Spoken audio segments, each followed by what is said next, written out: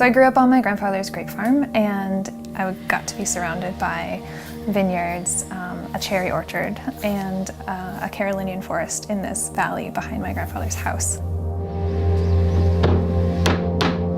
And so it was just sort of a fertile playground for being creative and playing make-believe, and we got kicked out of the house in the summer, so we weren't allowed to really watch TV, we weren't really allowed to play inside, so we had to be out and we had to be entertaining ourselves. And so I was always reading and drawing, and especially writing.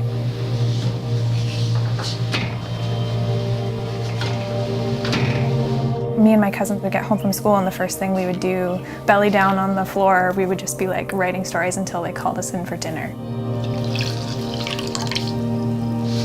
As I was moving into my teen years, I still loved to write. I would spend most of math class writing stories or drawing dragons or whatever. As I moved closer and closer to like that age where you have to go away to university or you have to get a job, I was like, these things belong in childhood. Like, these things will never bring me success, and therefore they need to be left behind. I need to abandon them. And so that's what I did. Like, I stopped drawing, I stopped writing, I stopped reading for pleasure, basically. And I just sort of like boxed up that girl I used to be and like put her away. And then I tried to grow up. I went away to school, and for a little while I did okay. I was like managing to get some good grades. And then I started noticing a pattern where I would go to class and I would sit in the back and I would just cry. Like there was something wrong, and I kind of had a sense what it was, but I wasn't really ready to deal with it yet.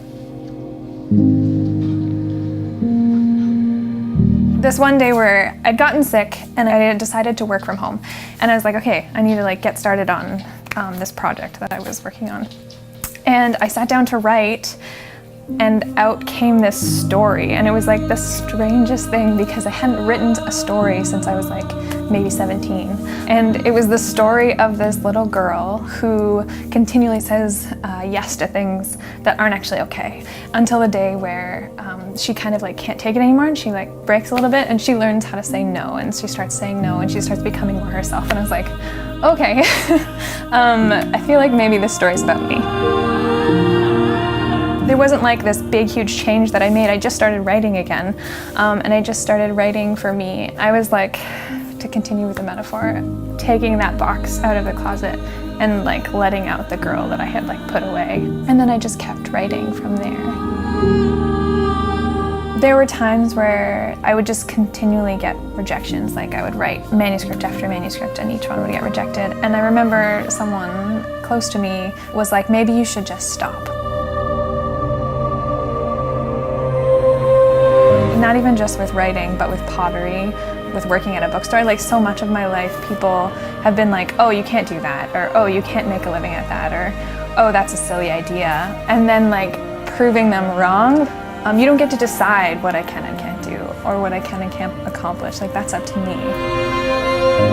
So when I sat down to write the Last Namsara, I wanted to explore a world where storytelling, imagination, creativity, all these things were shameful. The reason that storytelling was shameful is because they poisoned their tellers and they drew dangerous dragons. And so as a child, my main character learns this out the hard way when her mother used to sneak into her room at night because she suffered from these night terrors. And the only way to cure her of them was to tell her these deadly stories that were forbidden. But in the telling of them, even though they cured her of her night terrors, they also poisoned her mother, who died. So she has a deep, deep shame over these stories. As writers, you kind of have to steal all the time. Like you're stealing from everything and everyone. And so I stole things from my own self, from my own past, from my own wounds, and I gave them to Asha, but she's not me. She's a princess of this like fierce kingdom and a dragon slayer, and she's much braver and much fiercer than me. It's more about like coming home, like I'm finally being myself.